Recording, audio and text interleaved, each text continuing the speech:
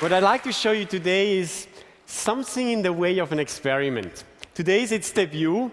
It's a demonstration of augmented reality. And the visuals you're about to see are not pre-recorded. They are live and reacting to me in real time. I like to think of it as a kind of technological magic. So, fingers crossed, and keep your eyes on the big screen. Augmented reality is the melding of the real world with computer-generated imagery. It seems the perfect medium to investigate magic and ask why in a technological age we continue to have this magical sense of wonder. Magic is deception, but it is a deception we enjoy. To enjoy being deceived, an audience must first suspend its disbelief. It was the poet Samuel Taylor Coleridge who first suggested this receptive state of mind. I try to convey a semblance of truth in my writing, to produce for these shadows of the imagination a willing suspension of disbelief that, for a moment, constitutes poetic faith. This faith in the fictional is essential for any kind of theatrical experience. Without it, a script is just words. Augmented reality is just the latest technology. And sleight of hand is just an artful demonstration of dexterity. We are all very good at suspending our disbelief. We do it every day while reading novels, watching television, or going to the movies. We willingly enter fictional worlds where we cheer our heroes and cry for friends we never had. Without this ability, there is no magic. It was Jean-Robert Houdin, France's greatest illusionist, who first recognized the role of the magician as a storyteller. He said something that I've posted on the wall of my studio. A conjurer is not a juggler. He is an actor playing the part of a magician. Which means magic is theater, and every trick is a story. The tricks of magic follow the archetypes of narrative fiction.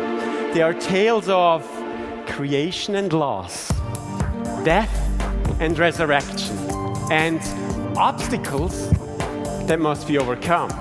Now, many of them are intensely dramatic. Magicians play with fire and steel, defy the fury of the buzzsaw, dare to catch a bullet, or attempt a deadly escape. But audiences don't come to see the magician die. They come to see him live, because the best stories always have a happy ending. The tricks of magic have one special element. They are stories with a twist. Now, Edward de Bono argued that our brains are pattern matching machines. He said that magicians deliberately exploit the way their audiences think. Stage magic relies almost wholly on the momentum error. The audience is led to make assumptions or elaborations that are perfectly reasonable, but do not, in fact, match what is being done in front of them. In that respect, magic tricks are like jokes. Jokes lead us down a path to an expected destination. But when the scenario we have imagined suddenly flips into something entirely unexpected, we laugh. The same thing happens when people watch magic tricks.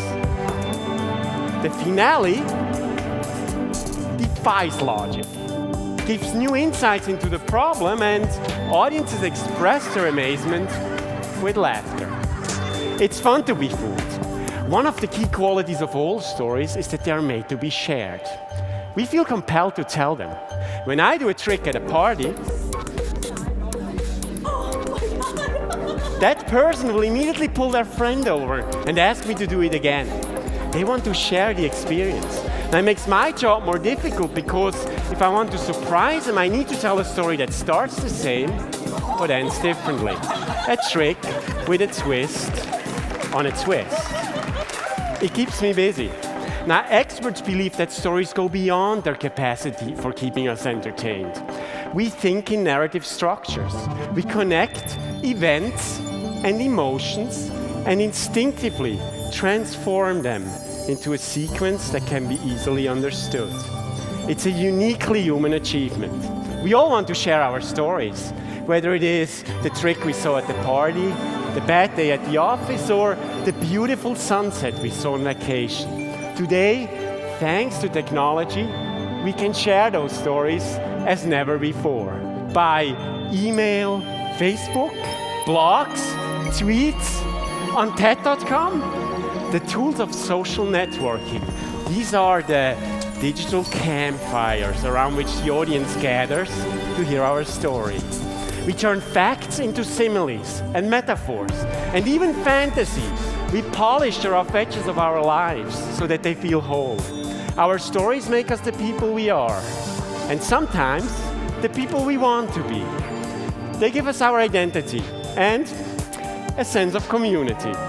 And if the story is a good one, it might even make us smile. Thank you.